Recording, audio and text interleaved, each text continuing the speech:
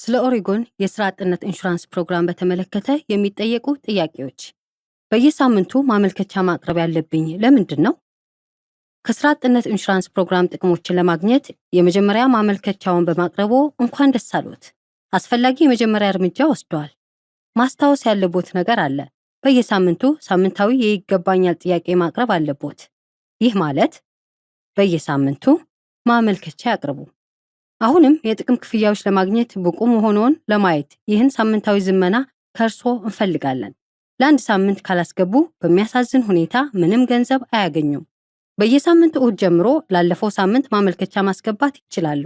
ነገር ግን ያስታውሱ፣ ለዚያ ለባለፈው ሳምንት የይገባኛል ጥያቄውን ለማስገባት አንድ ሳምንት ብቻ አለዎት። ስለዚህ በጣም ረጅም ጊዜ አይጠብቁም።